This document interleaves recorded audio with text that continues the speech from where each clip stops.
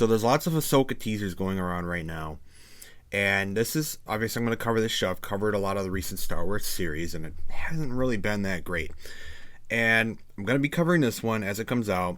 And these teasers, I'm noticing something that they did, which is something they did with Kenobi.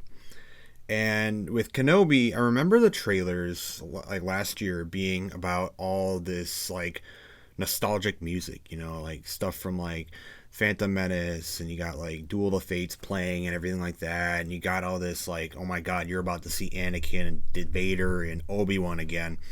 And they've done that a lot, and not just with Kenobi, but that was one I really remember in recent memory of just they're shoving all these different nostalgic feelings in your face right before you turn on one of their new shows, which in reality just doesn't end up feeling that good. And the Ahsoka show is a very different one for me going forward here, because I'm very critical of what Disney's been doing the past several years now with Star Wars for sure. But I definitely have joined. I mainly joined in my like interest for Star Wars later than probably a lot of other people. I first kind of gained my major interest with it with Star Wars Rebels. I saw Rebels on TV, and I started watching it, ended up watching all of it, and then I went to watch the Clone Wars. And then everything started from there. I had seen the movies already. I rewatched those as well. I think as the new sequels were coming out, those ended up being terrible. But I watched all the movies beforehand for those two. So I kind of like all at once around that time, 2015, 16 era-ish is when I just full binged everything and then really got fully into Star Wars, even though I knew a little bit at the time. And Rebels was one of the big things that got me into Star Wars. And now Rebels ended several years ago, and it's one of the only Disney Star Wars things that has come out that has been really great for me. I really enjoyed Star Wars Rebels. And I think there's like this certain group of Star Wars fans who really enjoyed what Rebels was. I know there's a lot of people who don't like it either. That's fine with me too. Clone Wars is like the top show. Like there's no denying that one. Clone Wars is top tier of the Star Wars shows to this day. And nothing has really come close since then. But the Ahsoka show, it's literally just a Rebels continuation. And it's got all the Rebels characters that haven't died, basically. You got Hera, Sabine, Chopper, you got Ezra being teased, you got Thrawn coming back, same voice actor. You even got Ahsoka now coming in, who is basically like a continuation of her story from Rebels. So it's a Rebels season 5. And one may think like, I loved Rebels, right? I should be really excited for what they're about to do. I'm not excited at all. If they released this in 2019 or 2020 even, I would have been really excited. But we've had like 2 to 3 consistent years of basically crap Star Wars. It has been terrible. Absolutely terrible. Tales of the Jedi was the only little tiny bit of something that was really good, I would say. Bad Batch has been incredibly boring. There's been some good stuff in there, but it's not good. It's not Clone Wars good. It's not, to me, it's not even like Rebels good. Rebels had some filler, but Bad Batch is like, I'm not enjoying it that much. And all the live action shows have been basically garbage. Mandalorian Season 3 was a complete disaster. 2020 was the last time I felt anything really incredible for Star Wars. You had Clone Wars Season 7, which was the best Disney Star Wars thing that has come out. That final 4-episode arc of Clone Wars is, like, it is spectacular. It is some of the best Star Wars I've watched. And Rebels, again, is one of my more, like, top things for me. And now they're doing this. I'm going to play this quick teaser here. It's got some familiar voices in it for Ahsoka, and this is kind of something we knew they were going to do, and I kind of want to briefly touch on it. Everyone in the Order knew Anakin Skywalker. Few would live to see what he became. By the end of the Clone Wars, I walked away from him and the Jedi.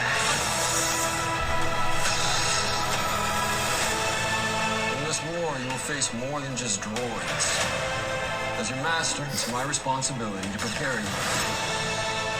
I won't always be there to look out for you. I could use the help. Once a rebel, always a rebel. Don't be afraid. And trust your instincts. I know you can do this, Ahsoka.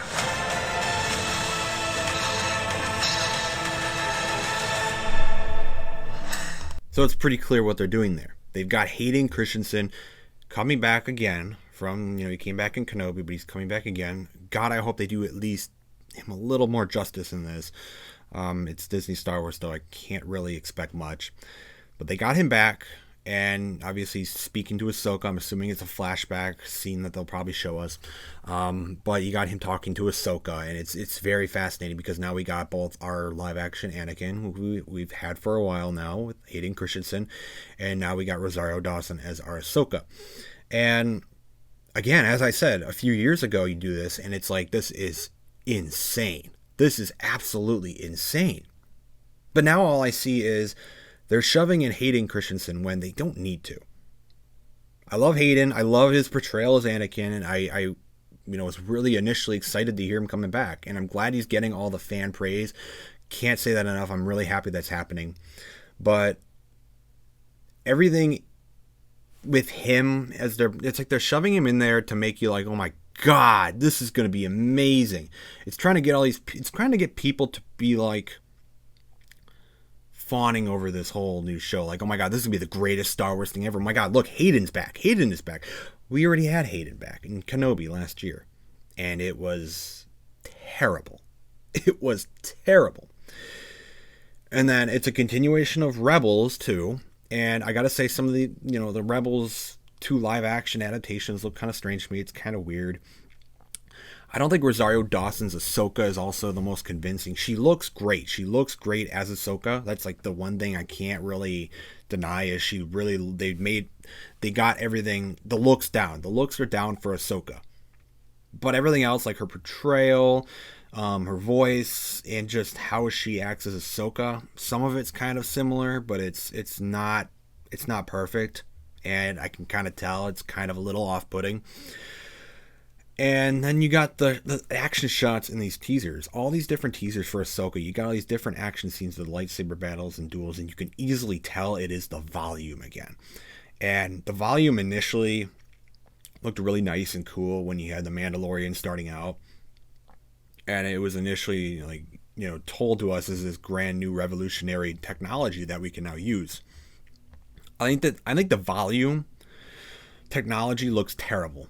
And it's continuing to look worse and worse and worse. And all these different action scenes, you can just tell they're like battling in this big bubble, which is literally what the volume basically is. If you've seen anything behind the scenes, it's this big screen that they're in, this whole room, and it looks so small. And they're trying to give you the illusion that it's very big and grand. They're in this big area, but you can always tell. They did it with Kenobi, and it just looked really off. And Andor was the one that everybody apparently loves. I will give it praise on. I don't think it used the volume at least as much at all. It actually looked a lot better visually than all these other Star Wars live action shows because it didn't use the volume as much. It actually had some green screen, some CG. It just looked better than the use of the volume. And I don't like the use of the volume here. I think it looks kind of silly. And it doesn't look any better every time they use it. So I don't think the Ahsoka show, let's say the Ahsoka show is really amazing and it is everything we need. I mean, it is Dave Filoni, and this is kind of why I even have any percentage of hope that this can even somewhat be good, is because Dave Filoni is the writer and director of this show. He is the one in charge. I don't even know how involved Jon Favreau even is. This is Dave Filoni's project. And Dave Filoni, he's had some duds, but personally for me, he has had incredible runs with Star Wars and Star Wars stories, with Rebels, Clone Wars, and all that stuff. It's just great. It is great stuff. And I'm yet waiting for him to give me a major Star Wars disappointment. But I'm at a point with Star Wars where Dave Filoni, being the sole creator here on this show, can't even give me enough hope. This is Disney Star Wars. And the brand is so broken and just whittled down to just nothing at this point that even him, taking charge of his own first Star Wars live action show for Ahsoka is not exciting to me at all. I am looking at all these teasers and trailers with dread, because I think it's about to come in and wreck another thing that I did like, and that is the story that Star Wars Rebels told. I did like the story. And Ahsoka Tano, like, it wasn't really her story in Rebels, but they're jumping back, to her, they're linking back up with her with the Clone Wars story that she continued off of. With this teaser right here, as she said, I abandoned Anakin, I left Anakin. So they have the potential here to literally ruin that story of Rebels that I liked. They have the potential to ruin Ahsoka's character, which I think she's been a little overused, but I don't think her character's really been ruined yet. Like, let's say something like Kenobi did, where it basically just Kenobi, Anakin, Vader, that type of dynamic got really tainted for me from the prequels because of Kenobi. The sequels, obviously, they butchered all the original characters, and now this has the potential to ruin so many other new characters and so many other characters now.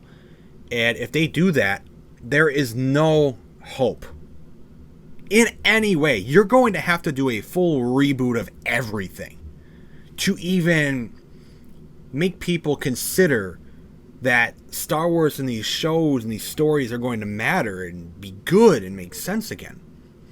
Like, I've been thinking about this now. It's like they've done so much damage and all these shows have been so bad that it's not going to happen. It never will happen unless there's like a full, complete change of Lucasfilm and have to be bought by somebody else, which, again, I don't think is ever going to happen, at least anytime soon.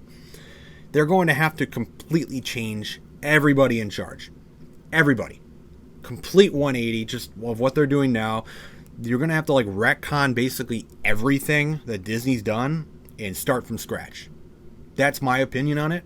And, despite some of the few things I have liked under Disney Star Wars, I would sacrifice that to have some good Star Wars again. So, I mean, they did it already with the EU and the Expanded Universe books and stuff. I know they've done it already with a bunch of stories, so do it again. Do it again. So, this video is more just to kind of get off my chest everything I'm feeling about Star Wars right now and the Ahsoka show coming out. It's given me a lot of weird feelings because I know this show should be just like the most incredible thing for me to watch. And the fact that I'm not feeling that is really telling for where the Star Wars brand is. And we're going to see where it is. I'm going to cover it. I'm going to do reviews on it. They're dropping 2 episodes here on the 23rd. So it's going to be a big release. I hear it's pretty long too. So I'm interested to see how it kicks off, because right now the teasers are not doing it for me. Even Hayden Christensen back as Anakin, it's not doing it for me at all. It's really not. It's actually making me more nervous about the show more than anything. So we'll see where it goes with Ahsoka, but the upcoming Star Wars shows, The Acolyte, things like that, that's going to be a disaster. We already know that. So like, even if Ahsoka is incredible, it just doesn't matter, because they're going to put out more garbage right down the road. Like, they're not consistent. There's no consistent in good Star Wars. So if they put something out that's relatively decent, they follow it up with like 3 or 4 terrible projects. So this is why the Star Wars brand has just been so ripped apart and just it's a mess. It's a mess. We'll see what Ahsoka does, but I'm not really hopeful right now. But I'm not even hoping it's good. I'm just waiting to see what it is. I'm just waiting to see how it turns out.